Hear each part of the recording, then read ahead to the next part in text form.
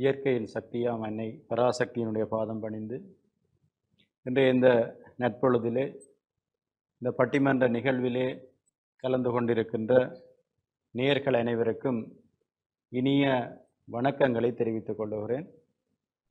இன்றைய இந்த பொழுதிலே எங்களுடைய பட்டிமன்றமாக இன்றைய தமிழர்களுடைய கலை இலக்கிய பண்பாடு வளர்கிறதா தளர்கிறதா என்ற அடிப்படையில் ஒரு வாத நிகழ்வாக இந்த பட்டிமன்ற நிகழ்வை நாங்கள் வடிவமைத்திருக்கிறோம். நாங்கள் எல்லாம் தமிழர்களாக இந்த மண்ணிலே வாழ்ந்து கொண்டிருக்கிறோம். மூத்த இனமாக எங்களுடைய நீண்ட வரலாற்று பண்பாட்டு பாரம்பரியத்தை கொண்ட ஒரு இனமாக எங்களுடைய தமிழினம் வாழ்ந்து கொண்டிருக்கிறது. இந்த தமிழர்கள் தங்களுக்கென தனித்துவமான பண்பாட்டு கலாச்சார அடையாளங்களோடு வாழ்ந்த ஒரு இனமாக எங்களுடைய தமிழினம் இருக்கின்றது. கல்தோன்றி மண்தோன்றா காலத்திலே தோன்றிய மூத்த குடி என்று எங்களுடைய தமிழ் இனத்தை நாங்கள் சொல்லிக் கொள்கிறோம். எங்களுடைய இனத்தினுடைய அடையாளமாக நாங்கள் பண்பாடு, கலாச்சாரம், கல்வி, சமூகம் சார்ந்த இயல்களே எங்களுக்கு என்ற ஒரு தனித்துவமான இயங்கியலோடு இயங்குகிற ஒரு சமூகம். இந்த தமிழ் சமூகம் இன்றைய இந்த சூழலில் எங்களுடைய கலை இலக்கியங்கள் பண்பாடுகள் எப்படி இருக்கின்றது என்ற ஒரு பார்வையாக நாங்கள் இந்த நிகழ்விலே பார்க்க இருக்கிறோம். நாங்கள் எங்களுடைய இலக்கியம் சார்ந்த பண்பாடு சார்ந்த கலாச்சார பின்னணி சார்ந்து இன்றைக்கு ஆரம்ப காலத்தோடு வளர்ச்சியிட்டு இருக்கிறோமா அல்லது ஆரம்ப கால தேவைகளுக்கு நாங்கள் செல்ல வேண்டி இருக்கிறதா அல்லது எங்களுடைய சமூகம் பின்னோக்கி சென்று கொண்டிருக்கிறதா என்பது பற்றி ஒரு ஆய்வாக நாங்கள் இந்த இடத்தை வடிவமைத்திருக்கிறோம். இன்றைக்கு உலகம் முழுவதும் தமிழர் பிறந்திருக்கிறான். தமிழன் இல்லாத நாடு இல்லை என்று சொல்லுகிற வகையிலே தமிழன் இன்றைக்கு உலகம் முழுவதும் பிறந்திருக்கிற ஒரு இனமாக நாங்கள் தமிழினத்தை பார்க்கிறோம். எங்களுடைய இந்த தமிழருடைய அடையாளம் என்பது மொழி சார்ந்த எங்களுடைய பண்பாடு சார்ந்த இருப்பியலிலே எங்களுடைய தமிழினத்தினுடைய அடையாளம் தக்க வைக்கப்பட்டிருக்கிற சிறப்பை பார்க்கிறோம். எங்களுடைய தமிழருடைய வாழ்வியல் என்பது போர் சார்ந்த காதல் சார்ந்த வாழ்வியலூடாக எங்களுடைய தமிழ் வாழ்வியல் நகரப்பட்டிருக்கிறது. அந்த நகர்ச்சியினூடாக எங்களுடைய இலக்கியங்களும் எங்களுடைய பண்பாடு சார்ந்த விடயங்களும் சமயம் சார்ந்த விடயங்களும் நகர்த்தப்பட்டிருக்கிற ஒரு போக்கு தமிழருடைய வாழ்வியலாக நாங்கள் பார்க்க வேண்டும். எங்களுடைய சங்ககாலம் தொடக்கி இக்காலம் வரை தமிழனுடைய வாழ்வியல் அகம் சார்ந்த வாழ்வியல், புறம் சார்ந்த வாழ்வியல் என்று நாங்கள் பார்க்கலாம். அகம் என்பதில் எங்களுடைய காதல் சார்ந்த வாழ்க்கை, காதல் என்பது தமிழனுடைய வாழ்வியலே ஒழுக்கம் சார்ந்த வாழ்க்கையோடு ஒட்டிய காதல் வாழ்க்கையை வாழ்ந்தவர்களாக தமிழர் இருக்கிறார்கள். இல்வாழ்வு என்பது ஒரு சிறந்த நிலையிலே தமிழருடைய வாழ்வியல் இருந்திருக்கிறது.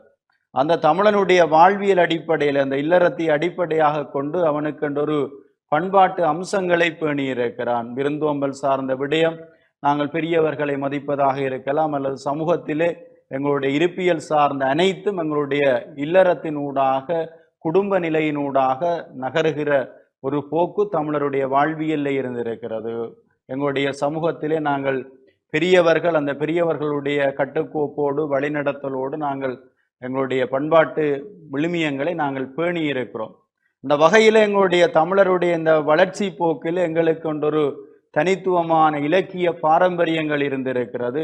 அதே போல எங்களுடைய பண்பாடு சார்ந்த விடயங்களும் நாங்கள் தனித்துவமாக வாழ்ந்திருக்கிறோம். அதேபோல் எங்களுக்கு ஒரு கலாச்சாரம் சார்ந்த விடயங்களும் நாங்கள் தனித்துவமாக வாழ்ந்திருக்கிறோம். இன்றைக்கு சங்ககாலம் தொடக்கம் இந்த காலம் வரை தமிழனுடைய பல்வேறு இலக்கியம் சார்ந்த படைப்புகள் இன்றைக்கு எங்களிடத்திலே தோன்றி இருக்கிறது. அந்த இலக்கிய படைப்புகளோடு ஒப்பிடுகிற வகையிலே இன்றைக்கு சமகாலத்திலே அந்த இலக்கிய போக்குகள் வளர்ச்சி விட்டு இருக்கிறதா அல்லது தேவைப்பாடு இருக்கிறதா என்பது சார்ந்து நாங்கள் சிந்திக்க வேண்டும். அப்படி சிந்திப்பதற்காக நாங்கள் இரண்டு அணியாக எங்களுடைய வாதங்களை முன்வைக்க இருக்கிறோம். எங்களுடைய தமிழருடைய கலை இலக்கிய பண்பாடு வளர்கிறது என்ற அணியும் அதே போல தளர்ந்து செல்லுகிறது என்ற அணியும் எங்களுடைய பேச்சிலே இங்கே கலந்து கொண்டிருக்கிறார்கள். எங்களுடைய இந்த வாத பிரதிவாதங்களின் அடிப்படையிலே நாங்கள் ஒரு முடிவுக்கு வர வேண்டும். அந்த வகையிலே தன்னுடைய வாதத்தை தொடக்குவதற்காக முதலிலே எங்களுடைய தமிழருடைய கலை இலக்கிய பண்பாடு சார்ந்த விடயம் வளர்ந்து செல்லுகிறது என்ற அணியினுடைய தலைமை பேச்சாளர் அன்புக்குரிய நண்பன் துஷ்யந்தன் அவர்கள் ஒரு தமிழ் ஆசான், எங்களுடைய தமிழ் இலக்கிய புலம் சார்ந்து இயங்கிக் கொண்டிருக்கிற ஒரு புலமையாளர். அவர் இன்றைக்கு எங்களுடைய தமிழருடைய கலை இலக்கியம் பண்பாடு சார்ந்த விடயங்கள் வளர்ந்துதான் செல்லுகிறது. இன்றைக்கு தமிழனுடைய ஆதி காலத்தோடு ஒப்பிடுகிற வகையில் இன்றைய தற்காலம் வரை அது வளர்ச்சியோடு தான் செல்லுகிறது என்ற தன்னுடைய வாதத்தை இப்பொழுது முன்வைப்பதற்காக அவரை இந்த மன்றிலே அழைத்து நிற்கின்றேன். தாரகைகள் நடுவே தன்மதி போல் வீற்றிருந்து நல்ல தீர்ப்பை வழங்க காத்திருக்கின்ற நடுவர் அவர்களே, எந்தரப்பு பேச்சாளர்களே, எதிர்த்தரப்பு பேச்சாளர் நண்பர்களே, டான் தொலைக்காட்சியினுடைய நேயர்களே, உங்கள் அனைவருக்கும் இந்நேர வணக்கம். உண்மையிலே ஒரு அருமையான தலைப்பு. தமிழருடைய கலை இலக்கிய பண்பாடுகள் வளர்ச்சியடைந்து செல்கிறது அல்லது செல்லவில்லை என்ற தலைப்பிலே நாங்கள் ஆணித்தரமாக ஒரு விடயத்தை வலியுறுத்தி கூற இருக்கிறோம். எங்களுக்கு வழங்கப்பட்ட தலைப்பு தமிழருடைய கலை இலக்கிய பண்பாடு அது வளர்ச்சி அடைந்து கொண்டே செல்கிறது. எங்களுக்கு தெரியும், மாறுதல் என்பதுதான் இந்த ஜெகத்தினுடைய முதலாவது விதி என பாரதியாரும் இதை தெளிவாக எடுத்து கூறியிருக்கிறார். கலை என்பது என்னென்று சொன்னால் அது பண்பாட்டோடு சார்ந்தது. இலக்கியம் என்பது கூட நடுவர் அவர்களே அது ஒரு மொழிவழி கலை என்று சொல்கிறார்கள். இலக்கியம் என்பது ஒரு மொழிவழி கலை. உண்மையிலே எங்களுடைய பண்பாடுகளை பார்க்கின்ற பொழுது எது பண்பாடு? கலித்தொகை மிக அழகாக சொல்கிறது, பண்பெனப்படுவது பாடறிந்தொழுகல். அதாவது நிலைப்பாடுகளுக்கேற்ப வாழப் பழகுதல் தான் பண்பாடு. கலை என்பது உண்மையாகவே உழைப்பின் அடியாக உள்ளுணர்வினுடைய வெளிப்பாடாக அது தோற்றம் பெற்றது. இன்றைக்கு கலையினுடைய நிலைகள் மடைமாற்றம் செய்யப்பட்டிருக்கிறது நடுவர் அவர்களே. அது ஆரம்பத்திலே நாங்கள் கூத்து என்று இப்பவும் இருக்கிறது, அது இசை நாடகமாக மெதுவாக வளர்ச்சி அடைந்து கொண்டு எங்களுடைய பாரம்பரியத்திலே அது ஒரு தாக்கத்தை செலுத்தி கொண்டு தன்னை முன்னிறுத்திக் கொள்கிறது என்பதை நாங்கள் காணக்கூடியதாக இருக்கிறது. வினாவிடை அடிப்படையில், அதாவது தர்பார் காட்சி என்று சொல்லுவார்கள், அந்த அடிப்படையிலே இப்பொழுது அந்த இசை நாடகங்கள் வளர்ச்சியுற்று கொண்டிருக்கிறது. அருமையாக சொல்லலாம், இந்த கோவலன் இசை நாடகத்திலே அடித்ததாருமை நீர் அழுவதே நையா அடித்ததாருமை என்று கேட்கின்ற பொழுது திரும்ப கோவலன் பாடுகிறார், என்னையும் அடிப்பவர்கள் இவ்வுலகில் உண்டோ பெண்ணே கொவ்வைவாய் கற்கண்டே கண்ணே எவ்விதம் நான் சொல்வேன் முன்னே. இவ்வாறு அந்த காட்சி தொடர்ந்து மாற்றமடைந்து கொண்டு போகிறது. இவ்வாறு தர்பார் காட்சியாக போய்கொண்டிருக்கிறது. அதற்காக எங்களுடைய கலை வளரவில்லை என்று சொல்ல முடியாது. அது இன்னொரு பரிமாணத்தை நோக்கி நகர்ந்திருக்கிறது. இன்னொரு விடயத்தை நாங்கள் சொல்லலாம், இலக்கியம் என்பது கூட இன்றைக்கு அது புலம்பெயர் இலக்கியமாகவும் பெண்ணியம் இலக்கியமாகவும் வெவ்வேறு வகையிலே ஒரு மாற்றத்துக்குள்ளாகி இருக்கிறது. புதிதாக சென்றிடுவீர் எட்டு திக்கும் கலை செல்வங்கள் யாவும் கொணர்ந்திங்கு சேர்ப்பீர் என்று பாரதியார் சொன்னார். இன்றைக்கு தமிழ் மூன்றா இல்லை இல்லை நான்கா என்று பிரச்சனை வருகின்ற பொழுது இயலிசை நாடகம் என்பது மட்டுமல்ல, அறிவியல் தமிழ் என்றொரு தமிழையும் அது தனித்தும் தனக்குள்ளே உள்வாங்கியும் இயலிசை நாடகத்துக்குள் உள்வாங்கியும் வளர்ச்சியுற்றிருக்கிறது. இதை பார்க்கின்ற பொழுது எங்களுடைய பண்பாடு, உணவு பண்பாடு எங்களுக்கு மிகச் சிறப்பாக இருந்தது. இன்றைக்கு அந்த பண்பாடுகள் புலங்கு பொருட்கள் எல்லாம் கொஞ்சம் கொஞ்சம் வித்தியாசமாக காலத்துக்கேற்ற வகையிலே மாற இருக்கிறதே தவிர அது வளர்ச்சியுற்றிருக்கிறது காலம் மாறுதலுக்கு ஏற்பவே தவிர அது முற்றுமுழுதாக இல்லாமல் போகவில்லை. கற்பு என்று சொல்கின்ற அந்த பண்பாடு கூட ஆரம்பத்திலே பெண்ணுக்கு வலியுறுத்தப்பட்டது. இப்பொழுது பாரதியார் சொல்றார், கற்பு நிலை என்று சொல்ல வந்தார் இரு கட்சிக்கும் அகுதை பொதுவில் வைப்போம், கற்பெனப்படுவது சொத்திரம்பாமை. பாருங்கள், ஆணுக்கும் கற்பிருக்கிறது. ஆகவே நீதி என்பது அனைவருக்கும் பொதுவானதாக மாற்றம் பெற்ற நிலையிலே இன்று பார்க்கப்படுகிறது. ஆகவே கலையாக இருக்கலாம், பண்பாடாக இருக்கலாம், இலக்கியமாக இருக்கலாம், எங்களுக்கொண்டொரு கலாச்சாரமாக இருக்கலாம், எல்லாமே இன்று கால மாற்றத்தை உள்வாங்கி அது மாற்றமுற்று வளர்ச்சி அடைந்திருக்கிறதே தவிர எந்த நிலையிலுமே அவை தேயவில்லை. அறுதியும் உறுதியுமாக இந்த இடத்திலே குறிப்பிட்டு சொல்லலாம், எங்களுடைய நீதிப்பாடல்கள் எல்லாம் மிகச் சிறப்பாக இருக்கிறது. இன்றைக்கும் அவை தேவையாகத்தான் இருக்கிறது. நீதிப்பாடல்களிலே பல்வேறு விதமான அருமையான கருத்துக்கள் எல்லாம் சொல்லப்பட்டிருக்கிறது. ஆகவே அவற்றை உள்வாங்கி இன்றைக்கு கால மாற்றத்துக்கேற்ற வகையிலே அவையெல்லாம் வளர்ச்சி பெற்றிருக்கிறது. வடிவாக சொல்லுகிறார்கள், அறிவென்றால் என்ன என்று சொன்னால் அது மெய்ப்பொருள் காண்பது, உண்மை பொருளை காண்பதுதான் அறிவு. ஆகவே தமக்காக மட்டும் வாழாது பிறருக்காக உழைக்கின்ற ஒரு சிலர் இந்த நாட்டிலே இருப்பதனால்தான் இன்றைக்கும் இந்த உலகம் வாழ்ந்து கொண்டிருக்கிறது என்று புறநானூறு அருமையாக சொல்கிறது. உண்மையிலேயே எங்களுடைய பண்பாடுகள் எல்லாம் கால மாற்றத்துக்கேற்ப உள்வாங்கி அவை அந்த மாற்றத்தை தனக்குள் உள்வாங்கி அவை வளர்ச்சி அடைந்தே இருக்கிறதே தவிர எந்த விதத்திலும் அவை தேயவும் இல்லை, தேயப் போவதும் இல்லை என்பதை இந்த இடத்திலே அறுதியும் உறுதியுமாக எடுத்து கூறி வாய்ப்பிற்கு நன்றி கூறி விடைபெறுகின்றேன். நன்றி. தமிழர்களுடைய கலை இலக்கிய பண்பாடு இன்றைக்கும் வளர்ந்துதான் செல்லுகிறது. அது தளரவில்லை என்பதை தன்னுடைய அணியினுடைய வாதமாக துசியந்தன் அவர்கள் முன்வைத்திருக்கிறார். எங்களுடைய கலை சார்ந்த விடயமாக இருக்கலாம், எங்களுடைய உணவு பழக்க வழக்கங்கள், அதே போல எங்களுடைய வாழ்வியல் சார்ந்த கற்பு நெறி சார்ந்த விடயங்கள் போன்ற விடயங்கள் எல்லாம் இன்றைக்கு எங்களுடைய பண்பாட்டு மரபுகளில் இன்றைக்கும் கால ஓட்டத்திலே மாற்றமுற்றிருந்தாலும் அது இன்றைக்கு வளர்ச்சி நிலையில் தான் இருக்கிறது. அது தளரவில்லை என்பதை தன்னுடைய வாதமாக முன்வைத்திருக்கிறார். இன்றைக்கு கலைகள் எல்லாம் இன்னொரு படி நோக்கி வளர்ந்திருந்தாலும் அந்த கலைகள் மாற்றமுற்றிருந்தாலும் அந்த கலை சார்ந்த விடயங்கள் இன்றைக்கும் அழியவில்லை. எங்களுடைய இனத்தினுடைய தமிழருடைய இருப்பாக கலை அம்சமாக இன்றைக்கும் பேணப்படுகிறது என்பது அவருடைய வாதமாக இருக்கிறது. தமிழருடைய இலக்கியம் சார்ந்த விடயங்கள், வாழ்வியல் சார்ந்த விடயங்கள் எல்லாம் இன்றைக்கும் வளர்ந்துதான் செல்லுகிறது என்ற தன்னுடைய கருத்துக்களை அவர் ஆணித்தரமாக முன்வைத்திருக்கிறார். இப்பொழுது அதற்கு எதிர் கருத்துக்களை முன்வைக்க வேண்டும். இல்லை இல்லை, எங்களுடைய தமிழருடைய கலை இலக்கியம் பண்பாடு சார்ந்த விடயங்கள் தளர்ந்துதான் செல்லுகிறது, வளரவில்லை என்பதை மறுதலித்து உரையாற்றுவதற்காக அந்த அணியினுடைய தலைவராக இருக்கின்ற ஐவின் டிதுசன் அவர்கள் இப்பொழுது தன்னுடைய வாதங்களை முன்வைக்க இருக்கிறார்.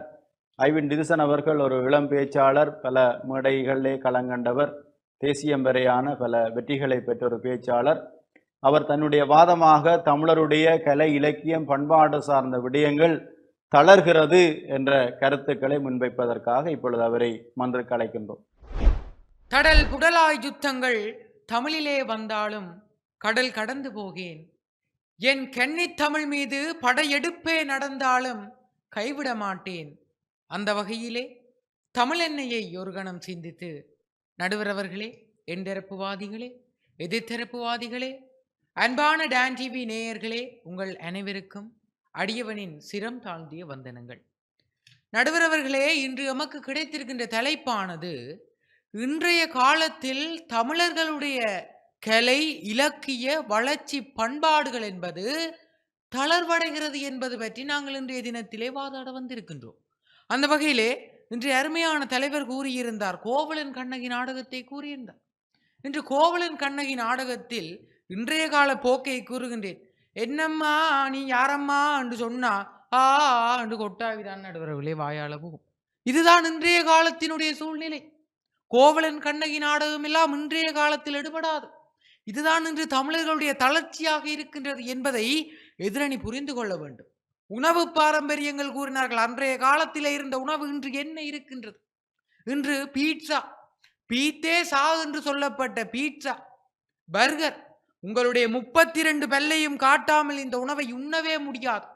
கொத்து ரொட்டி, கொட்ட முடியாத எல்லாவற்றையும் சேர்த்து கொத்தி தருகின்ற கொத்து ரொட்டி, இப்படி ஃப்ரைட் ரைஸ், பிரண்டு படுத்தாலும் ஏப்பம் பெறாத ஃப்ரைட் ரைஸ் என்று சொல்லி எத்தனையோ எத்தனையோ உணவு பழக்க வழக்கங்களை கொண்டு வந்து விட்டார். இன்று விருந்தோம்பல் பண்பு என்பது தமிழனிடத்தில் இல்லை நடுவர் அவர்கள். இன்று அவன் அதை கூறினார்கள், மாற்றம் ஒன்றே வேண்டும் வேண்டும். அந்த மாற்றம் தான் ஐயா இன்று எங்களுடைய தமிழ் பண்பாடை தளர்ச்சி அடைய செய்து விட்டது. இன்று கவிஞர் வைரமுத்து கூறுவார்கள் நடுவர்களே, சாப்பாடு என்றால் இப்படி அமைய வேண்டும் என்று. கத கதன்னு களி கிண்டி களிக்கொள்ள குழி வெட்டி கருப்பட்டி நல்லெண்ணெய் கலந்து தருவாயே, தொண்டையில் அதிரங்கும் சுகமான இளஞ்சோடு மண்டையிலே மசுமசுன்னு நிக்குதம்மா. அதுதான் ஐயா ஒரு சாப்பாட்டினுடைய அருமை. ஆனால் இன்று உடனடி உணவுகள், ஃபாஸ்ட் ஃபுட் என்று சொல்லி சொல்லி எம்முடைய உணவு பழக்க வழக்கத்தை மறந்து விட்டோம் நடுவர் அவர்களே. கூறுவார்கள், தித்திக்க சமைத்தாலும் திட்டிக்கிட்டே சமைத்தாலும் கத்தரிக்காய் நெய்வடியும் கருவாடு தேன் ஒழுகும். நடுவர் அவர்களே, கருவாடு என்பது ஒரு உப்பு மனம். ஆனால் அங்கே அவர் கூறுகிறார் கருவாடும் தேனொழுகும் கத்தரிக்காயும் நெய்வடியும் என்று. ஆனால் இன்று சோறும் விஷமாய் மாறும், சொதியில் கரப்பான் பூச்சி மிதக்கும் என்ற அளவுக்கு நம்முடைய பண்பாடு மாறிவிட்டது. இன்று புருஷன் எதிர்த்து கதைத்தால் மனைவி இல்லறத்தை மறந்து விடுகிறாள். இதுதான் நம்முடைய தமிழ் பண்பாடு நடைபெற்றுக் கொண்டிருக்கின்ற நடுவர்களே. இன்று ஜாதும் ஊரே ஜாவரும் கேளீர் என்றார் கனியன் பூங்குன்றனார். ஆனால் இன்று நாங்கள் எங்களுக்குள்ளேயே மாறிவிட்டோம். இன்று என்னுடைய ஊர் பெரிது, இன்று அவனுடைய ஊர் பெரிது, அந்த ஊர் தான் பெரிதாம், இந்த ஊர் தான் சிறிதாம் என்று ஊர்களுக்கிடையிலே நாங்கள் எம்மக்குடைய சமத்துவமின்மை இல்லாமல் சென்று விட்டோம். இது நம்முடைய பண்பாட்டினுடைய முதலாவது வீழ்ச்சி. எங்களுடைய கலை இலக்கியங்கள் வளர்வதற்கு இது முதலாவது வீழ்ச்சி. என்னுடைய அருமை நண்பன் எதிரணி ஜதோட்சேன் இருக்கின்றார். நான் இருவரும் ஒரே தனியார் கல்வியில் தான் கல்வி பயின்று ஒன்றோம். நாவலர் வீதியில் அது அமைந்திருக்கின்றது. ஞாயிற்றுக்கிழமை என்றால் அறநெறி பாடசாலை நடுவர்களே, அறநெறி பாடசாலை நாவலர் வீதியில் ஞாயிற்றுக்கிழமை சென்று பாருங்கள். தனியார் கல்வி நிலையத்திற்கு மாணவர்கள் கூட்டமா அல்லது அறநெறி பாடசாலைக்கு மாணவர் கூட்டமா, அதிலிருந்து தெரிந்துவிடும் இன்றைய தமிழர்களுடைய கலை இலக்கிய வளர்ச்சி பண்பாடு என்பது தளர்ச்சி அடைந்து கொண்டு சென்றிருக்கின்றது. இன்று தமிழர்களுடைய கலை இலக்கிய வளர்ச்சி பண்பாடு தளர்வதற்கு ஆலய பூசகர்களும் உண்மையிலே முக்கியமான பங்கு வளர்க்கின்றார். இன்று ஒரு திருவிழா காலங்களிலே தேவாரங்கள் ஓதப்பர். தேவாரத்திலே இன்று வருகின்ற ஆன்மீக குருமார்கள் கூறுகிறார்கள், தம்பி ஒரு தேவாரத்தையும் ஒரு புராணத்தையும் பாடிவிட்டு போங்க, அது காணும் என என்று சொல்றீனா. ஆனா தேவாரம் என்பது அதுவா? தேவாரம் என்பது அதுவா? பஞ்ச புராணங்கள் தேவாரம், திருவாசகம், திருவிசைப்பா, திருப்பல்லாண்டு, திருப்புராணம், வாழ்த்து என்று சொல்லப்படுகின்ற பஞ்ச புராணங்கள் மூலம் அந்த இறைவனை மனமுருகி வழிபடுவதுதான் ஐயா தேவார். ஆனால் அதை விட்டு இன்று நம்முடைய தேவாரத்திற்கே பொருள் தெரியாத மாணவர்களாக இன்று நம்முடைய கலை இலக்கிய வளர்ச்சி பண்பாடை மறந்து விட்டோம். ஆறுமுக நாவலர் பெருமான் இருக்கின்றார். இன்று வரை கூறப்படுகிறது நாவலர் பெருமானினுடைய உரைநடைக்கு தக்கவர் இன்று வரை பிறக்கவில்லை நடுவர் அவர்களே. ஆகவே இன்று வரை பிறக்கவில்லை என்றால் நீங்கள் விளங்கிக் கொள்ள வேண்டும், இன்றைய காலத்தில் அப்படி ஒருவர் கூட இலக்கிய பண்பாடுகளை வளர்ச்சி அடைவதற்கு என்னும் பிறக்கவில்லை என்றால் இன்றைய தமிழ் பண்பாடுகள் தளர்வடைந்து கொண்டிருக்கின்றது என்பதை நான் கூறுகின்றேன். இன்று பெயர் சூட்டல் ஐயா நடுவர்களே, தமிழர்களுடைய பண்பாட்டிலே பெயர் சூட்டல் இருக்கின்றது இல்லை, பெயர் சூட்டல் இருக்கின்றது. இன்று கிரேசி என்று கூப்பிட்டா பக்கத்து விட்டு நாயும் பெறுது என்ற மகளும் பெறுகிறாள். இதுதான் ஐயா இன்றைய தமிழ் பண்பாடு. நாய்க்கு வைக்கின்ற பெயரை மகளுக்கு வைக்கிறார்கள். ஒரு புலவர் கூறுவார், அம்மாவை மம்மி என்றும் அப்பாவை டாடி என்றும் சும்மா கிடந்த சொர்நாயை ஜிம்மி என்றும் சொல்லி சொல்லி தமிழை நாங்களே மாற்றி விட்டோம். இன்று அந்தியேட்டி கிரியைகள் வந்தால் போதும், அம்மாவின் பேரோ அப்பப்பாவின் பேரோ சீனா தங்கப்பூ ஆனா மங்கப்பூ எழுதி செம்போ தாம்பாளமோ கோப்பையோ கொடுத்து அனுப்பினோம். நாங்கள் அந்த செம்பு தாம்பாளங்கள் எங்க கொண்டு வைக்கிறோம்? வீட்டு சுவாமி அறையில கொண்டு வைக்கிறோம். பாருங்கள், ஒரு அந்தியேட்டி, ஒரு அமங்கல கிரியை, அதிலே தருகின்ற ஒரு பொருட்களை நாங்களே தெரியாமல் எங்களுடைய கலைக்குள் சென்று கொண்டு போய் இருக்கிறோம் என்றால் நம்முடைய கலை இலக்கிய பண்பாடுகள் என்பது இன்று எவ்வளவு தளர்ச்சி என்று சென்று விட்டது. நடுவர்களே, நான் ஒரு முறை இந்தியாவிற்கு விஜயம் செய்திருந்தேன். அங்கே தாஜ்மஹாலுக்கும் போயிருந்தேன், தஞ்சை பெருவுடையார் கோயிலுக்கும் போயிருந்தேன். இங்கே நாங்கள் கலைகளை உற்று கவனிக்க வேண்டும். இந்தியாவிலே நான் பார்த்த கோயில்களிலே தஞ்சை பெருவுடையார் கோயில்தான் ஒரு சனமும் இல்லாத கோயில். தமிழினுடைய பொற்காலமான ராஜராஜ சோழன் கட்டிய அந்த தமிழே குணாம்சமாக அமைந்த அந்த தஞ்சை பெருவுடையார் கோயிலில் இன்று ஆள் நடமாட்டமே இல்லை. இதுதான் நம்முடைய கலை இலக்கிய வளர்ச்சி பண்பாட்டின் தளர்ச்சி என்று அறுதியும் இறுதியுமாக கூறி விடைபெற்று செல்கிறேன். நன்றி, வணக்கம்.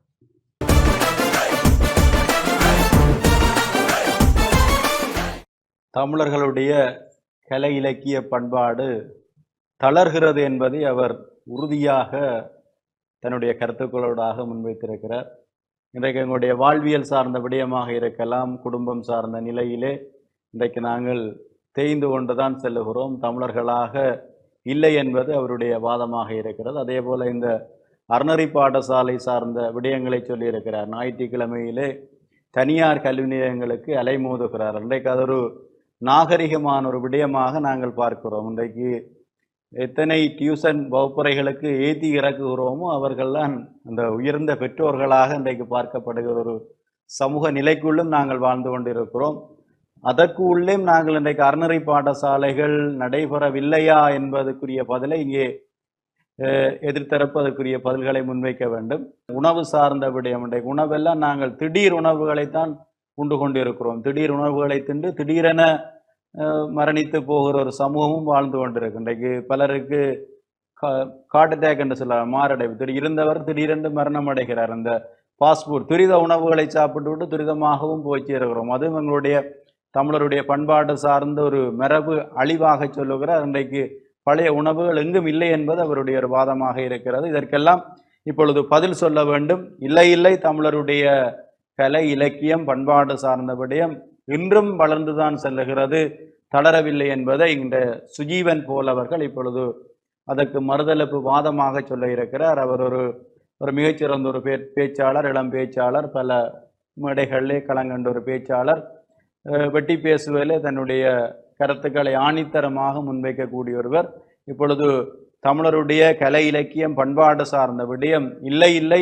வளர்ந்துதான் செல்லுகிறது என்ற வாதத்தை முன்வைப்பதற்காக இப்பொழுது சுஜீவன் போல் அவர்களை அழைத்து நிற்கின்றேன். செங்கோல் போல் வீட்டிருக்கும் நடுவரவர்களுக்கும் என்தரப்பு வாதிகளுக்கும் எதிர்த்தரப்பு வாதிகளுக்கும் டான் தொலைக்காட்சி நேயர்களுக்கும் என் இந்நேர வந்தனங்களை கூறிக்கொள்வதில் நான் பெருமகிழ்ச்சி அடைகின்றேன். இன்றைய தலைப்பானது இன்று தமிழர்களின் கலை இலக்கியம் பண்பாடு வளர்கிறது தளர்கிறது. நாம் வளர்கிறது என விவாதிக்க வந்திருக்கின்றோம். அதன்படி இன்று நடைபெற்று கொண்டிருக்கும் இந்த பட்டிமன்றத்தை உதாரணமாக எடுத்துக்கொள்ளுவோம். தமிழர்களின் கலை தளர்கிறது என்று எதிரணி தலைவர் கூறியிருந்தார். அப்படி தளர்வதாக இருந்தால் இப்படி ஒரு பட்டிமன்றம் சிறப்பாக நடைபெற்றிருக்காது. தமிழர்களின் கலை வளர்ந்து கொண்டே செல்கிறது. அது நாளுக்கு நாள் பெருவிருட்சமாக வளர்ந்து கொண்டு செல்கின்றது. எதிரணி தலைவர் கூறியிருந்தார் உணவு பழக்க வழக்கங்களை பற்றி. பீஸாவாம் பர்கராம், அதை அவர் தினம்தோறும் உண்ணுகிறாரா? இல்லை. பீஸா பர்கர் எல்லாம் எப்போதாவது இருந்துவிட்டு ஒரு சுவைக்காக உண்டுவிட்டு செல்வோம். ஆனால் நமது தமிழர்களின் பிரதான உணவாக சோறை எடுத்துக்கொள்வோம். அதை நாம் தினம்தோறும் பிரதான உணவாக உட்கொண்டு வருகின்றோம். அப்படி இருக்க இவர் கூறும் ஃபாஸ்ட் ஃபுட்கள் எல்லாம் தற்காலத்தில் சில நேரங்களில் மாத்திரமே உண்ணப்படுகின்றது. சோறே ஒரு பிரதான உணவாக உண்ணப்பட்டு வருகின்றது. அடுத்ததாக தமிழர்களின் உறவு முறையை எடுத்துக்கொள்வோம். இன்றும் தமிழர்கள் தமது உறவுகளை உறவு பெயர்களிலே அழைக்கின்றார்கள். மாமா, மச்சான், மாமி, பெரியம்மா, பெரியப்பா என்று தங்களுடைய சொந்தங்களை உறவு சொல்லி கூப்பிடுகிறார்கள். அப்படி இருக்க தமிழ் பண்பாடு அழிந்து விடுகின்றது இல்லது தளர்ந்து கொண்டு செல்கின்றது என்று கூறுவது ஒரு தவறான கருத்தாக நான் எண்ணிக்கொள்கின்றேன். அடுத்ததாக நமது பழங்கால தமிழர்களை எடுத்துக்கொள்வோம். அவர்கள் தொற்று நோய்களிலிருந்து தங்களை பாதுகாத்துக் கொள்வதற்காக மஞ்சள் நீர் தெளித்தல், வேப்பிலை புகை, சாணி தெளித்தல், மஞ்சள் பூசுதல் ஆகியவற்றை கடைபிடித்திருக்கின்றார்கள்.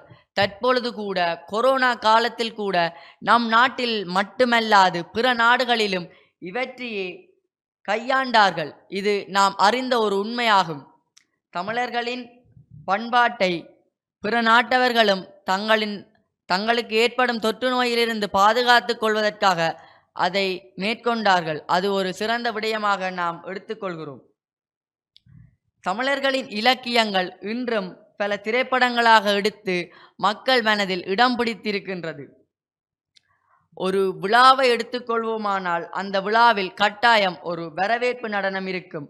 இது தமிழர்களின் கலைக்கு ஒரு முக்கிய உதாரணமாக காணப்படுகின்றது. தமிழர்களின் நடனம், நாடகம், கோலாட்டம் போன்றவை தமிழர்களை பிரதிநிதித்துவப்படுத்துவதாக காணப்படுகின்றது. இன்றைய காலத்தில் கூட கொண்டாட்டங்களை எடுத்துக்கொள்வோமானால் பெண்கள் கட்டாயம் புடவை அணிந்தே காணப்படுகின்றார்கள். ஒரு திருமணம், ஒரு கோயில் திருவிழாக்களில் கூட பெண்கள் புடவை அணிந்து அழகாக காட்சி அளிக்கின்றார்கள். இது தமிழர்களின் அடிப்படை பண்புகளில் ஒன்றாக காணப்படுகின்றது. இது இன்றும் நிலைத்து இருக்கின்றது. என்பதை கூறி அறுதியும் இறுதியும் உறுதியுமாக தமிழர்களின் கலை இலக்கிய பண்பாடு வளர்கிறது என கூறி விடைபெற்றுச் செல்கின்றேன். நன்றி, வணக்கம். இந்த தலைப்புக்குரிய விடயமாக எங்களுடைய தமிழ் இலக்கியம் பண்பாடு சார்ந்த விடயம் வளர்கிறது என்பது சார்ந்த தன்னுடைய வாதங்களை சுஜீவன் போல் அவர்கள் முன்வைத்திருக்கிறார். இன்றைக்கு எங்களுடைய உணவு பழக்க வழக்கம் இன்றைக்கு நாங்கள் தொடர்ந்து பேணிக் கொண்டிருக்கிறோம் என்பது அவருடைய வாதமாக இருக்கிறது. அதே போல எங்களுடைய உறவு முறைகளை சொல்லியிருக்கிறார். இன்றைக்கு நாங்கள் அம்மா அப்பா மாமன் மச்சான் என்ற அந்த உறவு முறைகளை சொல்ல சொல்ல எங்களுடைய உறவுகளுக்கு இடையில் ஒரு நெருக்கம் வருகிறது. எங்களுடைய பண்பாட்டினுடைய ஒரு பிணைப்பாக இறுக்கமாக நாங்கள் பார்க்க வேண்டும். அந்த உறவு இறுக்கம் இன்றைக்கும் எங்களுடைய மரபுகளை நாங்கள் மாறாது பேணிக் கொண்டிருக்கிறோம் என்பது அவருடைய வாதமாக இருக்கிறார். குடும்ப உறவு முறை, உணவு சார்ந்த விடயங்கள், எங்களுடைய இலக்கியம் சார்ந்த விடயங்கள் எல்லாம் வளருகிறது என்ற வாதத்தை முன்வைத்திருக்கிறார். அதற்கெல்லாம் பதில் சொல்ல வேண்டும். எங்களுடைய தமிழருடைய கலை இலக்கிய பண்பாடு இல்லை தளருகிறது. நாங்கள் சில மாயைகளோடு வாழ்ந்தால் போதாது. இன்றைக்கும் நாங்கள் எங்களுடைய இருப்பியல் சார்ந்து எங்களுடைய பண்பாடு கலை இலக்கியம் சார்ந்து நாங்கள் தளர்ந்து கொண்டுதான் செல்லுகிறோம் என்ற வாதத்தை இப்பொழுது முன்வைக்க வேண்டும். அந்த வாதத்தை முன்வைப்பதற்காக அதற்கு எதிரணியிலிருந்து அருள்குமரன் அவர்கள் கருத்துக்களை முன்வைக்க இருக்கிறார். அவர் ஒரு சிறந்த ஒரு பேச்சாளர், ஒரு நாடக துறை சார்ந்து இயங்கிக் கொண்டிருப்பவர். இப்பொழுது இல்லை தமிழருடைய கலை இலக்கியம் பண்பாடு சார்ந்த விடயம் தளர்ந்துதான் செல்லுகிறது என்று பதில் சொல்வதற்காக இப்பொழுது அருள்குமரனை அரங்கிற்கு அழைக்கின்றோம். எல்லாம் வெல்ல இயற்கையினுடைய சக்தியாம் அன்னை பராசக்தியினுடைய பாதம் பணிந்து கொண்டு இன்றைய பட்டிமன்றத்திற்கு நடுவராக கடமையாற்றி கொண்டிருக்கின்ற நடுவரவர்களே, எந்தரப்புவாதிகளே, எதிர்த்தரப்புவாதிகளே, டான் டிவி நேயர்களே, உங்கள் அனைவருக்கும் அடியனுடைய பணிவன்பான இந்நேர வணக்கங்களை தெரிவித்துக் கொள்கின்றேன். இன்றைய பட்டிமன்றத்தினுடைய விவாத பொருளாக இருப்பது இன்றைய காலகட்டத்திலே கலை இலக்கிய பண்பாடு வளர்கிறதா தளர்கிறதா என்பது. காலத்திற்கு ஏற்ற வகையிலே எங்களுடைய பண்பாடு அல்லது எங்களுடைய கலை அல்லது எங்களுடைய இயங்கியல் என்பது வளர்ந்து செல்வது என்பதை மாற்று கருத்துக்கிடமில்லை. மாறாக இன்றைய சூழ்நிலையில் அது வளர்கிறதா தளர்கிறதா என்பதுதான் எங்களுடைய விவாத பொருளாக இருக்கின்றது. மிக அண்மையிலே எங்களுடைய சைவ மக்களுடைய மிக பண்பாட்டு திருவிழாவாக கொண்டாடப்படுகின்ற சிவராத்திரி விழா நடந்தேறியது. அந்த சிவராத்திரி விழாவினை அவதானித்தவர்களுக்கு தெரியும் எங்களுடைய பண்பாடு வளர்கிறதா அல்லது தளர்கிறதா என்று. ஒரு நல்ல செய்தியாக பாடசாலைகளுக்கெல்லாம் மறுநாள் விடுமுறை அறிவித்தார்கள். சிவராத்திரி தினம் என்பதால் உங்கள் பாடசாலைகளுக்கு விடுமுறை என்று. ஆனால் பாடசாலைகளுக்கு விடுமுறை அளித்தவர்கள் தனியார் கல்வி நிலையத்திற்கு விடுமுறை அளிக்க மறந்து விட்டார்கள். பழமையாக பாடசாலைகளுக்கு 7:30 மணிக்கு ரக்க வேண்டிய பெற்றோர் எல்லாம் 6 மணிக்கு தனியார் கல்வி நிலையங்களுக்கு ரக்க வேண்டிய ஒரு சூழ்நிலை வந்தது. இது எங்களுடைய கல்வியை, எங்களுடைய கலையை அல்லது எங்களுடைய இலக்கியத்தை எவ்வளவு தூரத்திற்கு மலினப்படுத்தி இருக்கின்றது என்பதை நாங்கள் பார்க்கக்கூடியதாக இருக்கின்றது. ஒரு காலத்திலே விடிய ஆடப்பட்ட எங்களுடைய கூத்துக்கள் அல்லது இசை நாடகங்கள் எல்லாம் இன்று அது விடிய ஆடப்படுவதற்கு பதிலாக அது சுருக்கப்பட்டு விட்டது. அது எங்களுக்கு எவ்வாறு தேவையாக இருக்கின்றதோ அதை நாங்கள் வளர்ச்சியாக கொண்டாடப் போகின்றோமா, அல்லது எங்களுடைய பண்பாடு இவ்வாறு தான் இருந்தது என்பது எங்களுடைய எதிர்கால தலைமுறைக்கு நாங்கள் சொல்லப் போகின்றோம் என்பது எங்களுடைய மிக முக்கியமான வினாவாக இருக்கின்றது. எங்களுடைய பண்பாட்டிலே பிறப்பு இறப்பு என்கின்ற அந்த 2 விடயங்களும் மிக முக்கியமானதாக இருக்கின்றது. அந்த பண்பாட்டினுடைய தொடர்ச்சியை அல்லது பண்பாட்டினுடைய எழுச்சியை நாங்கள் அந்த 2 சடங்குகளுக்குள்ளேயும் பார்க்கக்கூடியதாக இருக்கும். ஒரு குழந்தை பிறக்கிற போது அந்த குழந்தைக்கான தொட்டில் ஆட்டுகின்ற அந்த விழா ஆண்டுகின்ற 31வது நாள் சடங்கு என்பது மிக முக்கியமானது. ஒரு காலத்திலே தாய்மாமன் தான் அந்த குழந்தைக்கு பெயரை சூட்டினார். தாய்மாமன் அந்த குழந்தைக்கு 31ஆம் நாள் அந்த காதிலே அந்த பெயரை 3 முறை ஓதுவதாக குறிப்பிடுகின்றார். ஆனால் இன்று அந்த சடங்கு எவ்வாறு மாற்றமடைந்து அல்லது மலினப்படுத்தப்பட்டிருக்கின்றது என்பதை நாங்கள் பார்க்கக்கூடியதாக இருக்கின்றது. எங்களுடைய அணியினுடைய தலைவர் அதை மிக தெளிவாக அறுதியும் இறுதியுமாக அதை கூறியிருந்தார். அந்த குழந்தைகளுக்கு பெயர் வைக்கின்ற முறை, எங்களுடைய குழந்தைகளுக்கு பெயர் வைக்கின்ற போது அந்த குழந்தைகளுடைய நாமங்களை உச்சரிக்கின்ற போதுதான் அவர்களுடைய ஆளுமை என்பது விருத்தி அடைவதாக இருக்கின்றது. இன்று நாய்க்கும் அந்த குழந்தைக்கும் இடையில வேறுபாடு இல்லை என்பதை சுட்டிக்காண, இதாவது பரவாயில்லை, எந்த நடிகைக்கு ரசிகையாக இருக்கிறார்களோ அந்த நடிகையினுடைய பெயரை வைக்கின்ற பண்பாடு கூட நாங்கள் எங்களுடைய சமூகத்திலே வளர்ந்து கொண்டு போவதை பார்க்கக்கூடிய இது ஆரோக்கியமானதா என்பதை எதிர்த்தரப்பு நண்பர்கள் புரிந்து கொள்ள வேண்டும். மிக முக்கியமாக பார்க்கின்ற போது இந்த மரணச் சடங்கு, இந்த மரணச் சடங்கிலே எங்களுக்கு எது வசதியாக மாறுகிறதோ அல்லது எங்களுக்கு அது எது சரியாக படுகின்றது என்று நாங்கள் நினைக்கின்றோமோ அதையெல்லாம் முறைகளாக நாங்கள் மாற்றிக்கொண்டு வருகின்ற ஒரு அவலம் இருக்கின்றது. பாருங்கள், மரண வீட்டிலே நீரறிந்தினால் தொடக்கு என்று சொல்லுகிறோம். ஆனால் சுடலையிலே சோடா குடித்தா தொடக்கு இல்லை. இது எந்த வகையில் நாங்கள் இதாக பார்க்கக்கூடியதாக இருக்குது? இதான் எங்களுடைய வளர்ச்சி. எங்களுடைய பண்பாடு என்பது இப்படித்தான் வாழ வேண்டும் என்பதை எங்களுடைய முன்னோர்கள் வகுத்து விருந்தார்கள். பண்பாடு என்பது பாடறிந்து ஒழுகுதல். பாடறிந்து ஒழுகுதல் என்பது ஒரு ஒழுக்கத்தோடு ஒரு வழிமுறையோடு நெறிமுறையோடு செல்ல வேண்டும். இந்த பாதையால் சென்றால்தான் நாங்கள் குறித்த இலக்கினை அடைய முடியும் என்கின்ற அடிப்படை விதிமுறைகள் அதுக்குள்ளே இருந்தன. ஆனால் இன்று நாங்கள் எந்த பாதையாலும் செல்லலாம், எந்த வழிமுறையிலும் செல்லலாம் என்கின்ற ஒரு மாற்று கருத்தை எங்களுடைய புதிய பண்பாடுகளுக்குள்ளே நாங்கள் புகுத்துகின்றோம். இது ஆரோக்கியமானதா என்பதை நாங்கள் எதிர்த்தரப்பு நண்பர்களிடமே விட்டு விடுகின்றோம். இந்த உணவு பண்பாடு பற்றி குறிப்பிடுகின்ற போது சொன்னார்கள், முன்பு ஒரு காலத்திலே ஒரு வீட்டிலே ஒருவர் செல்கின்ற போது அவர் எந்த நேரத்திலுமே உணவு அளிக்கின்ற ஒரு முறை இருந்தது. ஆனால் இன்று என்ன செய்வார்கள் என்றால், வீட்டுக்கு போகின்ற போதே நீங்கள் இப்போ சாப்பிட்டு வந்திருப்பீங்களான்னு, என்ன டீ குடிச்சிருப்பீங்களா என்ன என்கிறது என்னென்றால், அவர்களை உபசரிக்க தவறுவதற்கு அவர்களை உபசரிப்பதிலிருந்து தவறிக்கொள்கிறார்கள். இதை பாருங்கள், வீட்டிலே செல்கின்ற போது வரவேற்பதற்குரிய அணுகுமுறைகள் கூட இல்லை. அங்கே தொலைக்காட்சி பற்றி தான் அவர்களை வரவேற்கின்றது. இந்த மரணச்சடங்கிலே பாருங்கள், மரணச்சடங்கிலே முன்பு ஒரு காலத்திலே மரண வீட்டிற்கு செல்கின்ற போது இந்த கைகளை நீட்டியபடி செல்வார்கள். கைகளை நீட்டியபடி செல்லுதல் என்ற அர்த்தம் என்னென்றால் அந்த உறவு புரிதல் அங்கே இருந்தது. ஆனால் இன்று மாறி ஒரு மரணச் சடங்கு நடக்கிறது என்று சொன்னாலே அதை ஒரு கேளிக்கையாக மாற்றி, அல்லது அந்த மரணச் சடங்கினூடாக தாங்கள் எவ்வாறு தங்களுக்குரிய தேவைகளை நிறைவேற்றி கொள்ளலாம் என்பதை சிந்திக்கின்ற ஒரு பண்பாடு கூட மாறுகின்றது. குறிப்பாக இறந்து போனவருக்கு கொண்டாடப்படுகின்ற அந்த செலவு என்பதை அந்த மரணச் சடங்குகளிலே துன்பத்தை அனுபவித்து கொண்டிருப்பவர்களுக்குரிய மேலும் செலவை அளிப்பதாக எங்களுடைய பண்பாடு மாறி செல்கின்றது. இதெல்லாம் எங்களுடைய வாழ்வியல் கண்ணோட்டத்திலே, எங்களுடைய இயங்கியல் வழியிலே எங்களை தளர்வுறச் செய்கின்றது என்கின்ற கருத்தினை நான் இந்த இடத்திலே முன்வைத்து வாய்ப்புக்கு நன்றி பாராட்டி விடைபெற்று செல்கின்றேன். நன்றி, வணக்கம். தமிழர்களுடைய கலை இலக்கியம் பண்பாடு சார்ந்த விடயம் தளர்கிறது என்பதை தன்னுடைய கருத்துக்களுக்கூடாக உதாரணங்களுக்கூடாக ஆணித்தரமாக முன்வைத்திருக்கிறார். இன்றைக்கு மாற்றம் என்பது வளர்ச்சி அல்ல, அது மாற்றம் என்பது தொடர்ந்து மாறிக்கொண்டுதான் இருக்கும். மாற்றம் என்பது மாறாதது என்று சொல்லுகிறார். அந்த வகையிலே மாறுவது எல்லாம் வளர்ச்சி அல்ல என்பது அவருடைய வாதமாக இருக்கிறது. பண்பாடு என்பது பாடறிந்து ஒழுகுதல் என்ற அடிப்படையில் இன்றைக்கு பண்பாட்டு மாற்றங்கள் ஒரு பண்பாட்டு சிதைவாக சென்று கொண்டிருப்பதாக அவர் தன்னுடைய கருத்துக்களை சொல்லியிருக்கிறார். உபசரிப்பு என்பது இன்றைக்கு மருவி கொண்டிருக்கிற அவருடைய கருத்தாக இருக்கு. அதே போல இந்த மரணத்திலே செலவு என்ற விடயத்தை, உண்மையிலே செலவு என்றால் அது செலவு தான், காசுகளை முடித்தல் என்ற அடிப்படையில் தான் இன்றைக்கு சென்று கொண்டிருப்பது.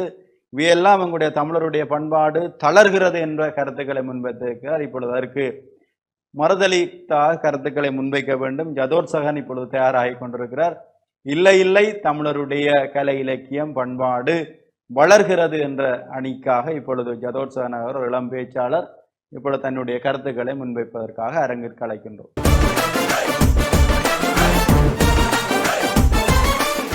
பொய்யொன்றுரைத்தான் பகைவன் என்ற கல்லொன்றை தூக்கி அவன் மீது வைத்து கண்ணகிக்கு சிலை அமைத்த இனம் இந்த தமிழினம் என்ற வகையில் எமது நடுவர் பொய்யுரைக்க மாட்டார் என நினைத்து எமது நடுவர் அவர்களை முதல் கணம் சிந்தித்து கொண்டு எனது தரப்பு வாதிகளையும் எதிர்த்தரப்பு வாதிகளையும் எமக்கு ஆக்கமும் ஊக்கமும் அளித்து வருகின்ற டான்ரிவி நேயர்கள் அவர்களுக்கும் இனிய வணக்கத்தை தெரிவித்துக் கொண்டு நேரடியாக எனது வாதத்திற்கு நுழையலாம் என நினைக்கின்றேன்.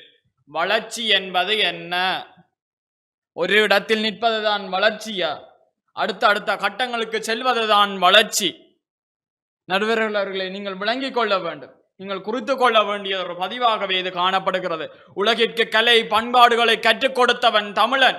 இப்போது கூட பொங்கலை அண்டியதொரு நிகழ்வாக இந்தியாவில் கொண்டாடப்படுகிறது ஜல்லிக்கட்டு. தமிழனது வீரத்தினை பறைசாற்றுகின்ற ஒரு போட்டியாக கருதப்படுகிறது.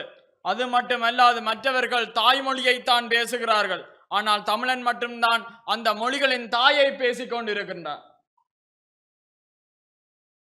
தமிழ் வரலாற்றில் முச்சங்கங்கள் உருவானது. இயற்கை தனக்கு புறம்பான எதனையும் வைத்திருக்காது.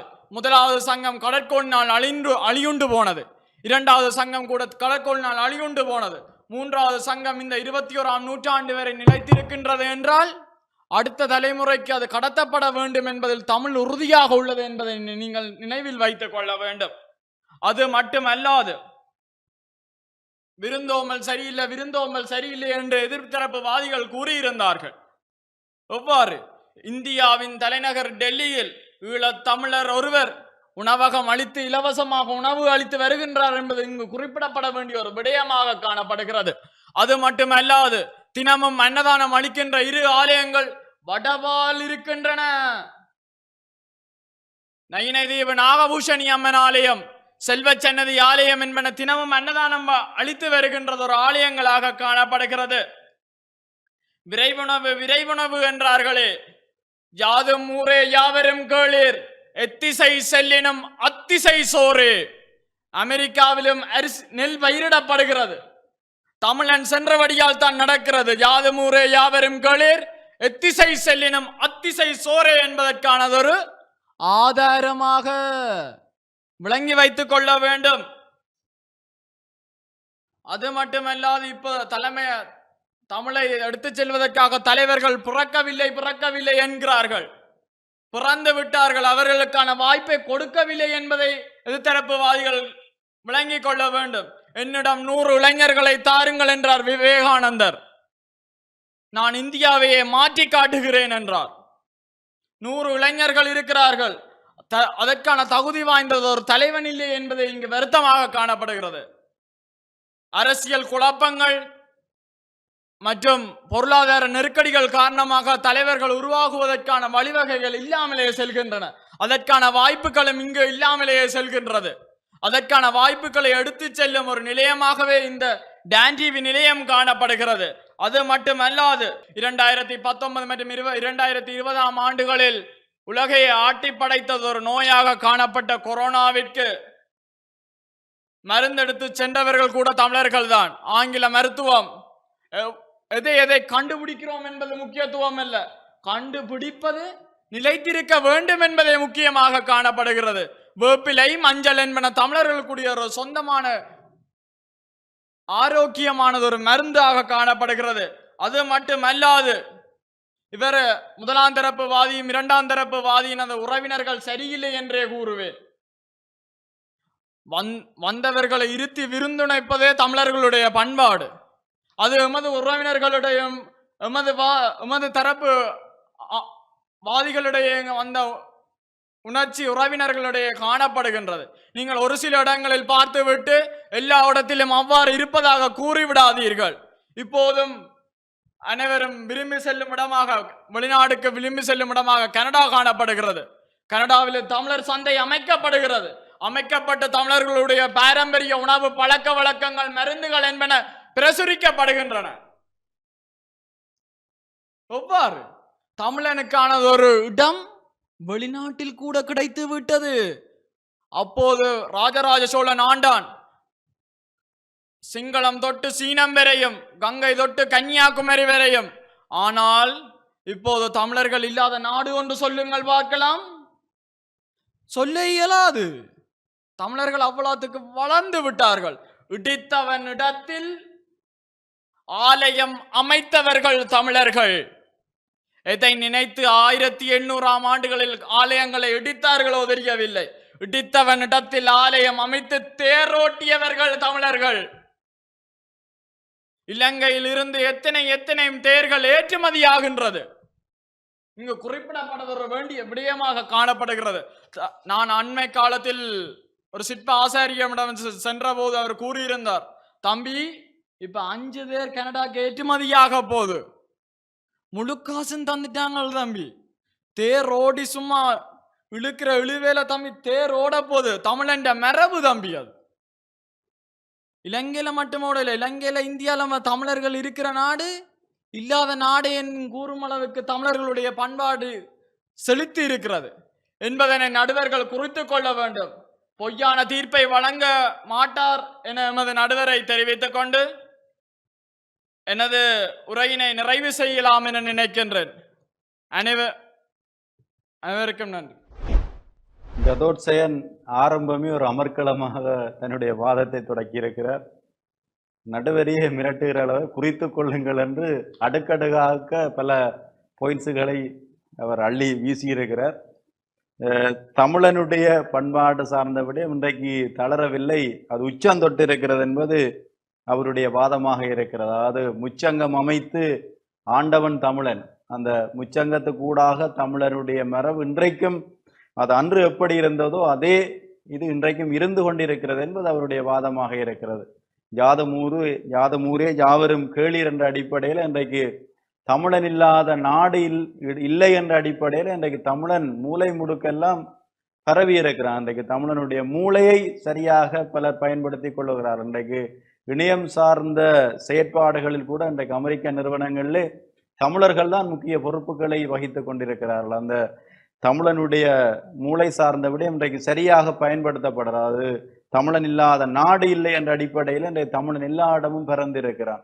எங்களுடைய தமிழ் பண்பாட்டிலே இருக்கிற திரைகடல் ஓடியும் திரவியன் தேடு என்பது தமிழருடைய வாழ்வில் இடம் விட்டு இடம் நகர்ந்து வாழ்வில் இருப்புக்காக பொருள் தேடுபவன் தமிழன். தன்னுடைய சந்ததி வளர்ச்சிக்காக இன்றைக்கு எத்தனையோ அந்நிய படையெடுப்புகள் வந்தாலும் இன்றைக்கு நாங்கள் மீண்டும் இருக்கிறோம் என்றால் நாங்கள் சேர்த்து வைத்த அந்த சொத்துக்கள் தான் நாங்கள் மீண்டும் எழுந்திருக்கிறோம் சொல்லுகிறார். இடித்தவன் இடத்திலே ஆலயம் அமைத்தவன் தமிழன். இன்றைக்கு தேரோட்டுகிறான். இலங்கையில் மட்டுமில்லை, இன்றைக்கு கனடாவிலே தேரோட்டி விளையாடுற நாங்கள் சின்னல அந்த குறும்பட்டிலாம் தேரோட்டி இருக்கிறோம். இன்றைக்கு எத்தனையோ கோடிகளை கொட்டி தமிழன் இன்றைக்கு எங்கு செல்லுகிறான் அங்கெல்லாம் தேரோட்டுகிற அளவில் இன்றைக்கு தமிழன் வளர்ந்திருக்கிறான். கலை வளர்ந்திருக்கிறது என்பது அவருடைய கருத்தாக இருக்கிறார். இப்பொழுது சந்தோஷ் சர்மா அவர்கள் அதுக்குரிய பதிலை சொல்ல வேண்டும். இப்பொழுது என்ன சொல்ல போகிறார் என்பது ஒரு கேள்வியாக இருக்கிறார். அவருடைய ஏவுகணை தாக்குதலுக்கு இப்பொழுது பதில் சொல்ல வேண்டும். அடுக்கடுக்காக கருத்துக்களை முன்வைத்திருக்கிறார். இப்பொழுது சந்தோஷ் சர்மா அவர்கள் தன்னுடைய கருத்துக்களை முன்வைப்பதற்காக இப்பொழுது மன்றுக்கு அழைக்கிறோம். அன்னை தமிழோ மிகவும் இனியவள். பெற்றெடுத்த தாய்க்கும் தத்தெடுத்த என் தமிழ் அன்னைக்கும் முதல்கண் வணக்கத்தை தெரிவிப்பதோடு, நக்கீரர் வழிவந்த நடுவர் அவர்களே மற்றும் என் தரப்பு வாதியரே எதிர்த்தரப்பு வாதியரே அனைவருக்கும் டேன் நேயர்களுக்கும் இந்நேர வணக்கங்களையும் தெரிவிப்பதில் மகிழ்ச்சி அடைகின்றேன். நடுவர் அவர்கள் கூறியிருந்தார், ஏவுகணைகள் சரமாரியாக விழுந்து விட்டனையாம். தமிழர்களுக்கு அதொன்றும் புதிதல்ல. எத்தனையோ ஏவுகணைகளுக்கு மத்தியில் தான் இந்த விவாத மேடைகளே நடந்து கொண்டிருக்கின்றது. நடுவர்களே, நான் நேரடியாக என் விவாதத்துக்குள் செல்கிறேன். தற்பொழுது எதிரணி தலைப்பை நன்றாக புரிந்து கொள்ளுங்கள். இன்றைய தமிழர்களின் கலை இலக்கிய பண்பாடு வளர்கிறதா தளர்கிறதா என்பதை தவிர தமிழை மட்டும் குறிப்பது அல்ல. நடுவர்களே, கலை இலக்கிய பண்பாட்டில் இறப்பு மற்றும் பிறப்பு பற்றிய சடங்குகளை பற்றி விவரித்திருந்தார்கள். அதில் திருமணச் சடங்கு மிகவும் முக்கியமானது. அதில் இப்பொழுது இன்றைய காலகட்டத்தில் திருமணச் சடங்கு புகைப்பட கலைஞர்களுக்கு ஏற்ற வகையில் நடக்கின்றது. சாமி கூட புகை போடாங்க, ஃப்ளாஷ் அடிக்க தெரியுது இல்லை, பொம்பளை முகம் தெரியுது இல்லை, கொஞ்சமாக புகை போடுங்க. இல்லை புகையை போடாட்டியும் பரவாயில்லை, அதெல்லாம் எங்களுக்கு தேவையில்லை. எங்களுக்கு தாலி கட்டையே க்ளோஸ்அப்பில் உண்டு, நல்ல வைட் ஆங்கிளில் உண்டு, ஃபோட்டோ எடுக்கணும். அதுக்கேற்ற மாதிரி சாமி நீங்கள் நடுவுக்கே போவாங்க. சாமி ஏன் சாமி நடுவுக்கே போய் கொண்டிருக்கிறீங்க என்று புகைப்பட கலைஞருக்கு ஏற்ற வகையில் தான் இன்றைக்கு ஒவ்வொரு திருமணமும் நடந்து கொண்டிருக்கின்றது. மற்றும் வெளிநாடுகளில் தேரெழுக்கிறார்கள் என்று ஒரு விடயம் குறிப்பிட்டிருந்தார். அதை நமது நடுவரே ஆமோதித்திருந்தார். ஓ, அப்படி நடக்குதுண்டு. ஆனால் வெளிநாடுகளில் தேரெழுக்க தெரிஞ்ச உங்களுக்கு இந்தியாலையும் இலங்கையிலையும் அதே தேரை ஜேசிபியா கொண்டு இழுக்கிறீங்களே. திருவாரூர் தேர் இருக்கிறதுல பாதி ஜேசிபி தான் தள்ளி கொண்டு வரும், என்ன திருப்பி இயலாது. ஆனால் வெளிநாட்டில் போய் தேர் இழுக்கிறத பெருமையாக நடுவரவர்களும் கூறியிருந்தார். மற்றும் பெண்களின் ஆடை பற்றி பேசியிருந்தார். ஏதோ ஒரு மதம் பெண்களை உடல் முழுவதும் ஆடை அணிய சொல்கிறது. சரியா? சேலை தான் கட்டணும்ண்டு தமிழர்கள் தான் கொண்டு வந்ததுண்டு எந்த ஒரு குறிப்போ இல்லை.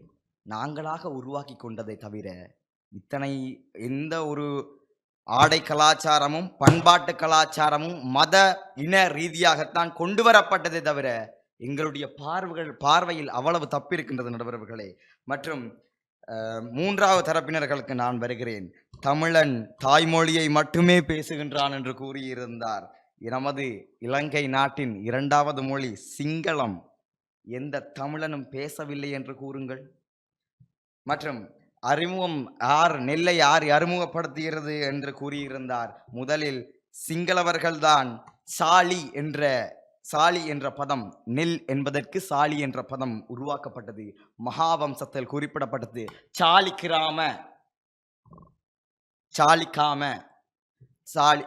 நெற்கிராமம் என்ற பதத்தை கொண்டு வந்தது. மற்றும் கங்கை தொட்டு கடாரம் வரை கன்னியாகுமரி அல்ல, கங்கை தொட்டு கன்னியாகுமரி வரை என்று கூறியிருந்தால் அவர் கூட சினிமா துறையில் அவ்வளவு ஆர்வம் என்று நினைக்கின்றேன். மற்றும் இந்த சிவராத்திரியின் போது 3வது தரப்பினர் கூறியிருந்தார், ஏன் அந்த வகுப்பறைகளுக்கு செல்லக்கூடாது என்ற ஒரு விவாதத்தை வைத்திருந்தார். எனக்கு இறுதியாக ஒன்று விளங்கவில்லை நடுவர்களே. வகுப்பறைகள் வைக்கும் இடத்தில் ஏன் பாடசாலைகள் வைக்கவில்லை? ஏன் அங்கே போய் நித்திர கொள்ளையில? அதான் இப்ப வகுப்பறையில் நித்திர கொள்றா, பள்ளிக்கூடத்துல போய் நித்திர கொள்ளையிலாண்டதும் இருக்கா?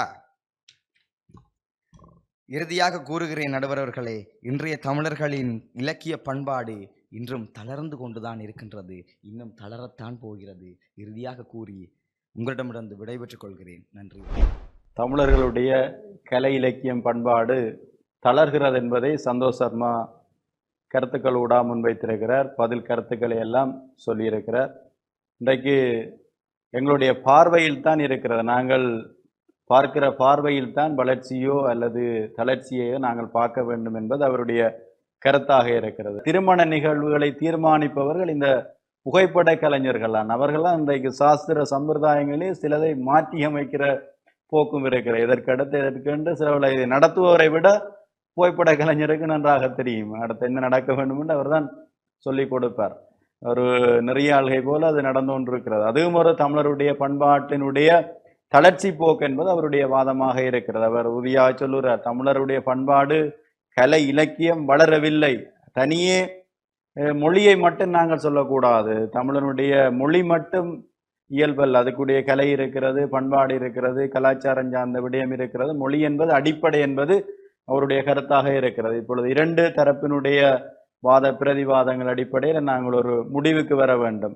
இந்த ஒரு அருமையான பொழுதாக இந்த பொழுதை பார்க்கிறோம். ஏனென்றால் தலைப்பு ஒரு எங்களுடைய தமிழர்களுடைய கலை இலக்கியம் பண்பாடு சார்ந்த ஒரு நிகழ்வாக இன்றைக்கு இந்த டான் தொலைக்காட்சியில நாங்கள் இதை பேசி கொண்டிருக்கிறோம். இதை அருமையான நேர்கள் இன்றைக்கு ரசித்து கொண்டிருக்கிறார்கள். இது தமிழன் ஒரு சிந்திக்க வேண்டிய ஒரு விடயமாக நாங்கள் பார்க்கிறோம். இன்றைக்கு தமிழ் மொழி எப்படி இருக்கிறது, எங்களுடைய கலை எப்படி இருக்கிறது, பண்பாடு எப்படி இருக்கிறது, இந்த கலாச்சாரம் சார்ந்த விடயம் எப்படி இருக்கிறது என்ற ஒரு பார்வைக்கூடாக அது எங்கே நோக்கி செல்லுகிறது அல்லது தேவை இருக்கிறதா என்று சிந்திக்கிற அல்லது எங்களை நாங்களே ஒரு சுய அளவீடு செய்கிற ஒரு விடயமாக இன்றைக்கு நாங்கள் எங்களுடைய இந்த பண்பாட்டை பார்க்க வேண்டும். இன்றைக்கு கால மாற்றத்துக்கு ஏற்ற வகையில் இன்றைக்கு நாங்கள் மாறுதலுக்கு உட்பட வேண்டியதும் ஒரு காலத்தினுடைய தேவையாக இருக்கிறது. எங்களுடைய சார்ல்ஸ் டார்வின் சொல்லுகிறார், கூர்ப்பு கொள்கையை சொல்லுகிற பொழுது தக்கன பிழைத்தல் என்று சொல்லுகிறார்.